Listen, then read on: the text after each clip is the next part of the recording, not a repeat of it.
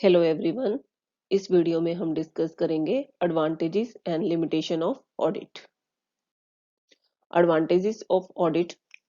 अब अगर हम बात करें कि जो भी ऑडिटिंग है वो डे बाय डे इसकी इम्पोर्टेंस इतनी बढ़ती क्यों जा रही है, इसका मेन रीजन तो यही है, separation of ownership and management.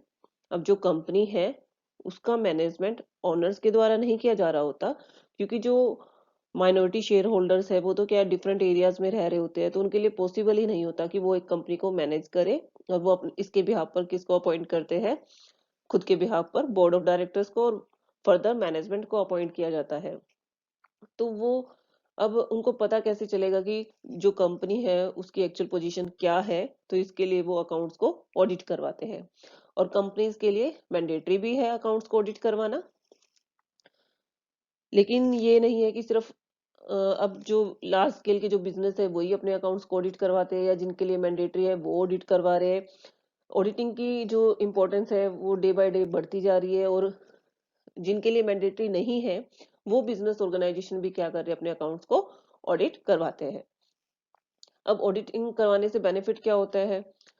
एक तो जो लेंडर है या बैंक्स और फाइनेंशियल इंस्टीट्यूशन है जो फंड्स प्रोवाइड करते हैं, इनकम टैक्स ऑफिसर है, सेल टैक्स ऑफिसर है, या फ्यूचर में कोई बायर है जो ऑर्गेनाइजेशन को परचेज करना चाहता है, तो वहां पर उनके लिए बेनिफिशियल हो जाता है ऑडिटेड, जो अकाउंट्स ऑडिटेड होंगे उनकी हेल्प से, तो उनको ट्रू फाइनेंशियल पोजीशन का पता चल जाता है। तो यहाँ पर हम बात कर रहे हैं एडवांटेजेस ऑफ ऑडिट की। एडवांटेजेस को टू कैटेगरी में डिवाइड किया गया है, जनरल एडवांटेजेस और सेकंड है advantages to various organisation. Following are the general advantages.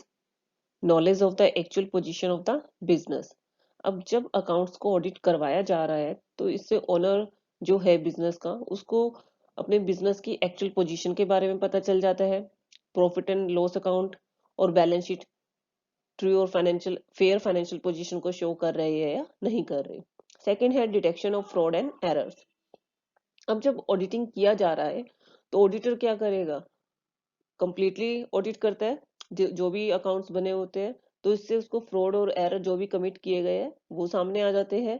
और इसका एक बेनिफिट क्या होता है ऑडिटिंग का, कि जो भी फ्रॉड एंड एरर है फ्यूचर में कमिट नहीं हो पाएंगे, कम होंगे। इसका एक रीजन ये होता है कि जो हम नेक्स्ट पॉइंट में डिस्कस करेंगे, मोरल प्रेशर और एम्प्लॉयज। अब जो एम्प्लॉयज को ये पता होता है कि उनका जो भी वर्क है वो एक इंडिपेंडेंट और एक्सटर्नल पर्सन के द्वारा एग्जामिन किया जाएगा, तो इसलिए वो क्या है, फ्रॉड और एरर कमिट करने से डरते हैं। नेक्स्ट है alertness among employees and management.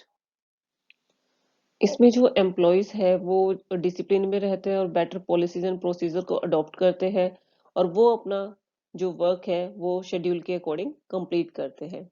Audit के थ्रू उन पर कंट्रोल किया जाता है, जिससे क्या है, फ्यूचर में करप्शन रिड्यूस होता है और एम्प्लॉयज की होनेस्टी और कैपेबिलिटी को भी जज किया जा रहा होता है। नेक्स्ट पॉइंट है प्रॉपर वैल्यूएशन ऑफ बिजनेस। अगर किसी बिजनेस को फ्यूचर में सेल किया जाना है या किसी फर्म को कन्वर्ट किया जाना है कंपनी में, तो उस केसेस में ऑडिटेड अकाउंट्स जो होते हैं बिजनेस के प्रॉपर वैल्यूएशन में काफी हेल्प करते हैं। Increase in goodwill. अब जो पब्लिक है या फ्यूचर इन्वेस्टर है उन्हीं ऑर्गेनाइजेशन पर ज्यादा ट्रस्ट करते हैं जो अपने अकाउंट्स को ऑडिट करवाते हैं। इससे क्या होता है, अगर कोई कंपनी अपने अकाउंट्स को ऑडिट करवाती है तो उनकी मार्केट में गुडविल इंक्रीज होती है। अगर किसी की गुडविल इंक्रीज हो रही है तो उस ऑर्गेनाइजेशन के लिए इजी हो जाता है बैंक्स और अदर फाइनेंशियल इंस्टीट्यूशन से लोन लेना। Helpful in receiving compensation. अगर कोई एक्सीडेंट हो जाता है किसी ऑर्गेनाइजेशन में, लाइक फायर, थेफ्ट, तो जो इंश्योरेंस कंपनी है उनसे कंपनसेशन रिसीव करना इजी हो जाता है अगर कोई ऑर्गेनाइजेशन अपने अकाउंट्स को ऑडिट करवाती है। Helpful in assessment of tax. जो ऑडिटेड अकाउंट्स होते हैं वो टैक्स लायबिलिटी कैलकुलेट करने में भी काफी हेल्पफुल होते हैं। Helpful in getting declared as insolvent. Insolvent, अब कोई बिजनेस है, अगर उसकी लायबिलिटीज उसकी एसेट से ज्यादा हो जाती है और वो अपनी लायबिलिटीज को पे करने के लिए एबल नहीं होता है, तो उस केसेस में वो बिजनेस अपने आप को इंसॉल्वेंट डिक्लेयर करवा सकता है कोर्ट से, और अपने जो अकाउंट्स हैं उनको वो कोर्ट में एज अ प्रूफ भी शो कर सकता है। Helpful in formulating dividend and bonus plan. Audit of accounts जो है वो प्रॉफिट एंड लॉस अकाउंट की ट्रूथफुलनेस को सर्टिफाई करता है, जिससे ऑर्गेनाइजेशन के लिए इजी हो जाता है डिविडेंड को डिक्लेयर करना और डिस्ट्रीब्यूट करना, और वो इजीली बोनस भी डिस्ट्रीब्यूट कर सकती है। ऑडिट यही एक रीजन है कि जो शेयर होल्डर्स और वर्कर्स है वो ऑडिटेड अकाउंट्स को करेक्ट और फेथ शो करते हैं। Availability of valuable suggestion. अब जो ऑडिटर है वो टाइम टू टाइम अपने क्लाइंट्स को वैल्यूएबल सजेशन प्रोवाइड करते हैं बुक कीपिंग और अकाउंटेंसी के रिगार्डिंग, जिससे क्या है फ्यूचर में फ्रॉड और एरर को रिड्यूस किया जा सके। Advantages to various organisation to sole proprietorship concern, partnership firms, to a joint stock company, to other parties. इनको हम वन बाय वन डिस्कस करेंगे।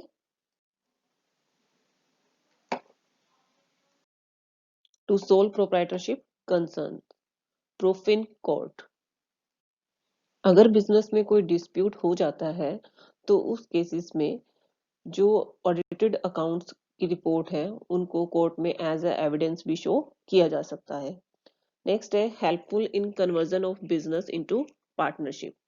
अगर सोल प्रोप्राइटरशिप जो है बिजनेस है उसको अगर वो कन्वर्ट करना चाहता है किसी फर्म में या पार्टनरशिप फर्म में कन्वर्ट करना चाहता है, या किसी अदर पर्सन को अपने बिजनेस में पार्टनर बनाना चाहता है, या खुद किसी और बिजनेस में पार्टनर बनना चाहता है, तो ऑडिटेड अकाउंट्स भी इसमें हेल्प करते हैं। Comparative study possible. अब जो ऑडिटेड अकाउंट्स होते हैं वो कंपैरेटिव कंपैरिजन जो करना चाहता है अगर बिजनेसमैन, तब भी हेल्पफुल होते हैं। वो अपने करंट ईयर की जो रिपोर्ट है या प्रॉफिट एंड लॉस अकाउंट या बैलेंस शीट का जो स्टेटस है उसको पास्ट के काफी सारे ईयर से कंपैरिजन करना चाहे तो वो इजीली कर सकता है, जिससे उसे पता चल जाएगा कि उसको प्रॉफिट हो रहा है या लॉस हो रहा है। Helpful in assessment of wealth tax, helpful in assessment of income tax and sales tax. अब जो ऑडिटेड अकाउंट्स होते हैं वो हेल्प करते हैं वेल्थ टैक्स और इनकम टैक्स और सेल टैक्स को कैलकुलेट करने में। अब जो इनकम टैक्स ऑफिसर है या सेल्स टैक्स ऑफिसर है वो भी ऑडिटेड अकाउंट्स पर ट्रस्ट शो करते हैं। To partnership firms, audit has the following advantages in case of partnership firm. Mutual confidence among parties. अगर किसी पार्टनरशिप फर्म के जो अकाउंट्स हैं उनको ऑडिट किया जा रहा है तो वो जो डिफरेंट पार्टनर्स हैं उनमें म्यूचुअल कॉन्फिडेंस को बिल्डअप करता है, क्योंकि पार्टनरशिप फर्म में बहुत सारे पार्टनर्स होते हैं, लेकिन ये जरूरी नहीं होता कि सभी के सभी partners day to day activities में पार्टिसिपेट कर रहे होते हैं। कुछ पार्टनर्स स्लीपिंग पार्टनर्स भी होते हैं। तो उस केसेस में ऑडिटेड अकाउंट्स जो है सभी पार्टनर्स में अगर प्रॉफिट को डिस्ट्रीब्यूट किया जा रहा है तो वहां पर वो डिस्प्यूट को रिड्यूस कर देता है। इससे क्या उनमें म्यूचुअल कॉन्फिडेंस बिल्डअप होता है। Helpful in valuation of business and goodwill. अब जो ऑडिटेड अकाउंट्स है वो वैल्यूएशन ऑफ बिजनेस और गुडविल के वैल्यूएशन में भी काफी हेल्प करते हैं, या एसेट और लाइबिलिटीज का वैल्यूएशन करना हो तो उसमें भी हेल्प करते हैं। और ये रिक्वायरमेंट होती क्यों है वैल्यूएशन की?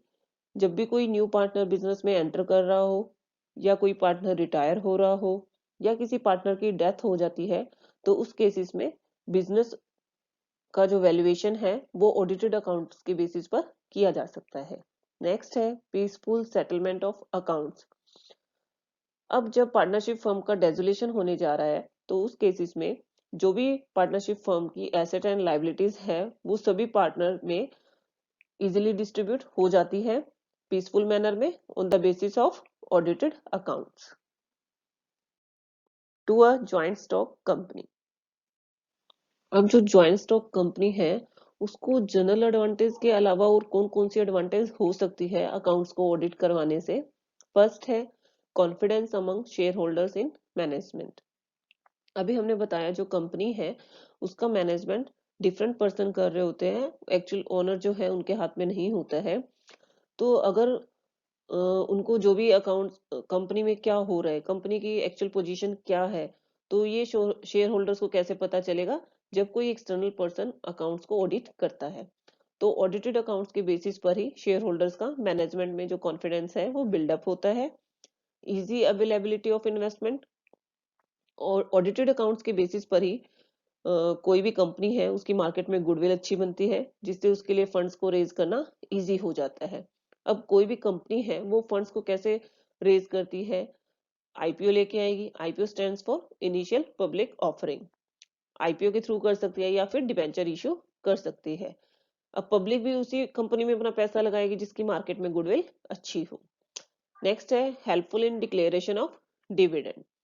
अब कोई ऑडिटर किसी कंपनी के अकाउंट्स को ऑडिट करता है, तो वो उस कंपनी के प्रॉफिट एंड लॉस अकाउंट की ट्रू जो पोजीशन है उसको शो करता है, जिसके बेसिस पर ही कोई कंपनी अपने जो डिविडेंड है उसका डिक्लेयर करती है और फर्दर अपने शेयर होल्डर्स में उसको डिस्ट्रीब्यूट करती है। नेक्स्ट है फैसिलिटेट्स अमलगामेशन और रिकंस्ट्रक्शन ऑफ कंपनीज। अब कोई कंपनी है, अगर वो फ्यूचर में अमलगामेट हो रही है या रिकंस्ट्रक्शन हो रही है, तो उस केसेस में क्या है, उसका जो परचेज कंसिडरेशन है वो ऑडिटेड जो अकाउंट्स है उसके ऑडिटेड अकाउंट्स हैं उनके बेसिस पर ही किया जाता है। और जो ऑडिटेड अकाउंट्स होते हैं वो मोर रिलायबल होते हैं to other parties. Following are the advantage of audit to other parties. First है हेल्पफुल फॉर इंश्योरेंस कंपनी। अब जो बिजनेस के ऑडिटेड अकाउंट्स है वो इंश्योरेंस कंपनी के लिए भी काफी हेल्पफुल होते हैं। इन केस ऑफ फायर, अगर एक्चुअल अमाउंट जो लॉस की एस्टिमेट करनी है उसमें ऑडिटेड अकाउंट्स काफी हेल्प करते हैं। अब इससे इंश्योरेंस कंपनी को इजी हो जाता है कि ऑर्गेनाइजेशन जो अमाउंट क्लेम कर रहा है वो करेक्ट है या नहीं है। Banks and other money lending institution. Audited accounts के बेसिस पर ही बैंक्स और अदर मनी लेंडिंग इंस्टीट्यूशन है वो ये डिसीजन ले पाते हैं कि इस ऑर्गेनाइजेशन को उनको लोन प्रोवाइड करना है या नहीं करना। Helpful in deciding purchase consideration. अगर कोई एक्सटर्नल पर्सन किसी ऑर्गेनाइजेशन को परचेज करने में इंटरेस्टेड है, तो उस केसेस में ऑडिटेड अकाउंट्स परचेज कंसिडरेशन को डिसाइड करने में हेल्पफुल होते हैं। Helpful for government employ. Audited accounts taxation जो ऑफिसर होते हैं उनके लिए भी काफी हेल्पफुल होते हैं, जिससे वो इजीली मेजर कर पाते हैं कि कितना sale tax, income tax, wealth tax वो इजीली कैलकुलेट कर पाते हैं। Helpful for court. अगर कोई पर्सन कोर्ट में ऑडिटेड अकाउंट्स को एज ए एविडेंस प्रेजेंट करता है, तो कोर्ट भी उसके बेसिस पर डिसीजन दे सकता है। तो ये कोर्ट के लिए भी काफी हेल्पफुल होता है।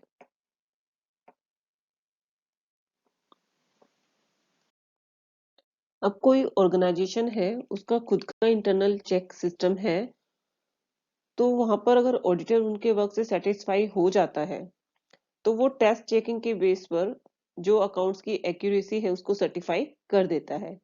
अब इंटरनल चेक सिस्टम में क्या है, उसी ऑर्गेनाइजेशन के दो या दो से ज्यादा लोगों की एक टीम बना दी गई है। अब वो दो या दो से ज्यादा लोग मिलकर फ्रॉड भी कमिट कर सकते हैं, और जिससे क्या है वो फ्रॉड ऑडिट में सामने नहीं आ पाता है। और ऑडिटर उन अकाउंट्स को ऑडिट कर देता है, सर्टिफाई कर देता है। तो इस बेसिस पर ये जो ऑर्गेनाइजेशन के एम्प्लॉयज हैं उन्होंने अपना वर्क होनेस्टी के साथ कंप्लीट किया है, ये प्रूफ नहीं मिल पाता है। Auditing does not guarantee 100% accuracy. जो लार्ज ऑर्गेनाइजेशंस होते हैं उन पे उनमें जो ट्रांजेक्शन्स होती है वो भी वेरी लार्ज होती है, तो कोई भी ऑडिटर है उसके लिए पॉसिबल ही नहीं होता कि वो हर ट्रांजेक्शन को डिटेल में एग्जामिन कर पाए। और इसको वो ये सोचता है कि वेस्टेज ऑफ टाइम, एफर्ट्स और मनी है, इसलिए टेस्ट चेकिंग के बेसिस पर वो कुछ ही ट्रांजेक्शन को डिटेल में एग्जामिन करते हैं। तो इसलिए ये पॉसिबल है कि कुछ फ्रॉड्स और एरर ऐसे हैं जो डिटेक्ट नहीं हो पाते हैं। Minor things are not paid attention. अब जो ऑडिटर है वो मेनली अपना फुल अटेंशन उन मैटर्स को देते हैं या उन ट्रांजेक्शन पर करते हैं जो प्रॉफिट एंड लॉस अकाउंट और बैलेंस शीट से रिलेटेड होती है। जो स्मॉल ट्रांजेक्शन लोअर लेवल के एम्प्लॉयज के द्वारा एंटर की जाती है उन पर वो फोकस नहीं करते। इसलिए पॉसिबल होता है कि जो कुछ इरेगुलरिटीज है जिनको डिटेक्ट नहीं किया जाता है लोअर लेवल पर, और वहां पर कुछ माइनर थिंग्स होती है जिन पर ध्यान नहीं दिया जाता है। सर्टेन फ्रॉड्स मे रिमेन अनडिटेक्टेड। अब कुछ फ्रॉड्स ऐसे होते हैं जो हायर लेवल के एम्प्लॉयज, टॉप मैनेजर्स और अदर रिस्पॉन्सिबल एम्प्लॉयज हैं, उनके द्वारा बहुत प्लानिंग के साथ किया जाता है, जिसको ऑडिटर के लिए पॉसिबल ही नहीं होता कि वो उसको डिटेक्ट कर पाए। तो इसलिए कुछ फ्रॉड ऐसे होते हैं जो अनडिटेक्ट रह जाते हैं। Auditor does not understand the nature of all business transactions. अब जो ऑडिटर है उसको कोई भी बिजनेस ऑर्गेनाइजेशन है उसके काफी सारे फील्ड्स का एग्जामिन करना पड़ता है।